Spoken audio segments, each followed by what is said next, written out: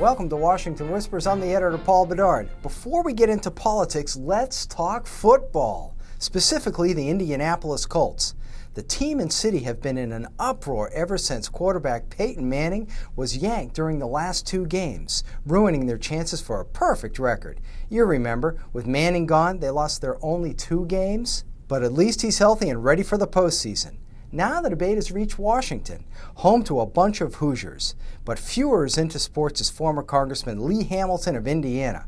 Just let me give you his background. He's a high school and college hoop star who's in the Indiana Basketball Hall of Fame. Okay, so I was talking to him about Obama's anti-terror plans. Recall that he was co-chairman of the 9/11 panel. And I shift to ask for his thoughts on Manning's yank. He liked it.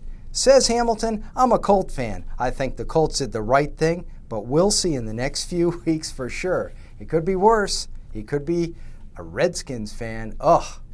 Page 2, politics.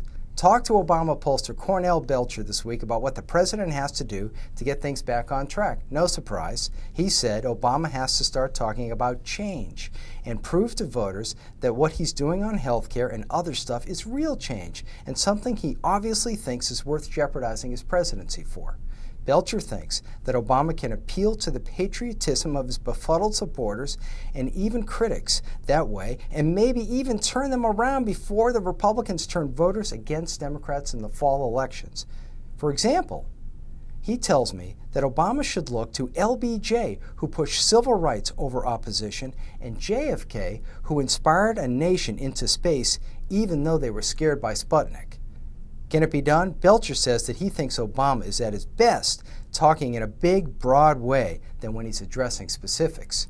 On the other side, we have the Tea Party movement and the candidacy of Marco Rubio, who's running for the Senate from Florida. It's an interesting race. Originally, Governor Charlie Crist was a frontrunner and the darling of the Republicans.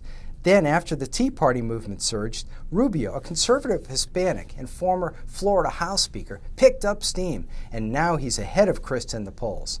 Well, some in Washington are already hinting that if he wins that seat in the Senate, Rubio will be the #1 candidate for vice president under whoever the GOP picks to run against Obama in 2012.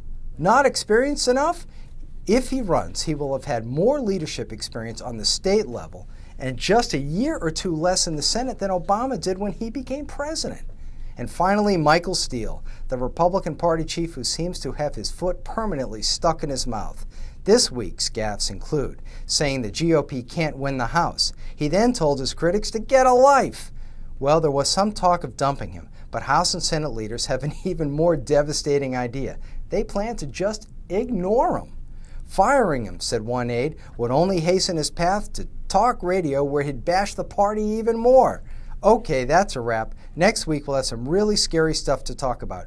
Nazi doctor Joseph Mengelé's secret diaries, which we have never heard about before, are up for auction. I'm Paul Bedard.